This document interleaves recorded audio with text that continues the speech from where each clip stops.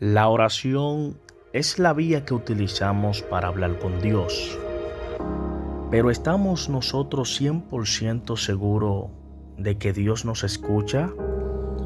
¿Qué pasa si oramos, pero no oramos con fe?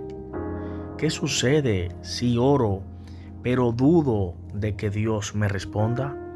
Hoy hablaremos de cómo orar correctamente y cómo Dios puede escuchar nuestras oraciones y cómo poder saber si verdaderamente Dios está escuchando mi oración y también podrá responderme. Hablemos acerca de la oración y vayamos a Santiago capítulo 5 versículo 15. Dice así: y la oración de fe salvará al enfermo, y el Señor lo levantará, y si hubiere cometido pecados, le serán perdonados. Es importante saber que aquí en Santiago hay una exposición de lo que es la oración de fe y también de lo que es la paciencia en Cristo Jesús. Ser pacientes y orar.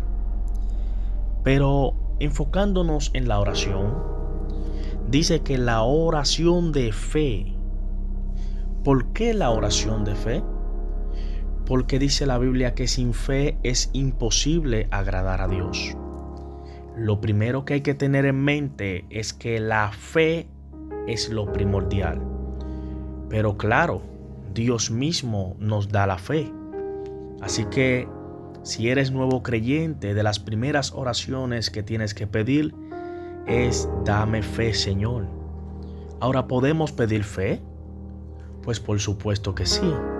Dice la Biblia que Satanás pidió para zarandear a Pedro, pero Jesús oró, dijo que yo he orado al Padre para que tu fe no mengüe.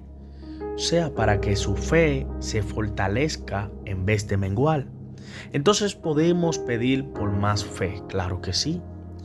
Ahora, teniendo mucha fe y orando ahora con fe, Dios puede sanar, salvar al enfermo.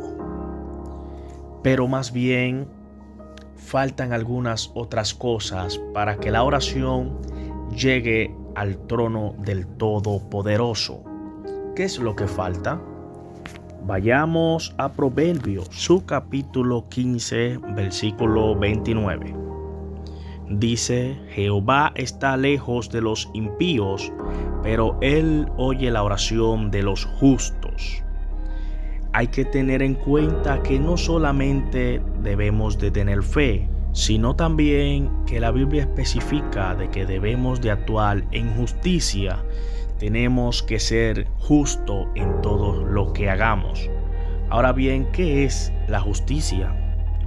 La justicia se puede catalogar como la acción que ejecuta cada ser humano con la equidad y la moral que ya tiene establecida en su mente. Entonces entendemos que si somos justos, cada acción que hacemos tenemos que entrarla en una equidad, en que todo debe de ser conforme a la voluntad de Dios y no siendo injusto para con unos y justos para con otros. Más bien dice la Biblia que si alguien te trata mal, no traten a nadie mal por mal, sino que al que te trate mal, pues hacerle bien. Por eso es que la justicia no solamente corresponde en velar y hacer el bien por los que te hacen el bien, sino también por aquellos que piensan hacer el mal contra ti. Esto se puede reflejar en aquella ocasión en la que Saúl quería matar a David. Pero David, a pesar de todo lo que le había hecho, el Señor permitió que se lo entregase en sus manos y solamente rasgó y rompió parte de su vestido, diciendo claramente: líbrame, oh Jehová, de levantar la mano contra el ungido de Dios. Entonces tenemos que entender que la justicia trasciende lo que es la justicia humana, ya que la justicia humana te puede dar a ti la facultad de establecer tu propia justicia si alguien te hace mal en muchas ocasiones. Pero nosotros tenemos que ser justos, tenemos que ser piadosos y tenemos que darle la participación a Dios de que Él sea que vengue, como dice la Biblia, dejarle y la ira de Jehová, que la ira de Jehová será contra el impío. Hay que dejar que Dios haga su trabajo, nosotros hagamos el nuestro, trabajando en justicia y como lo hizo el mismo Jesús en todas sus acciones. Entonces ya hay dos partes muy específicas. Tenemos que tener fe, por supuesto que sí. Tenemos que trabajar en justicia aún mucho más. Pero falta una parte muy fundamental. ¿Y cuál es? Es la parte en la que tu corazón debe de estar 100% puro y agradable ante la voluntad de Dios, ante el Señor, Dios Todopoderoso. Veamos Santiago capítulo 5, su versículo 16. Dice: confesaos vuestras ofensas unos a otros y orad unos por los otros para que seáis sanados. La oración eficaz del justo puede mucho.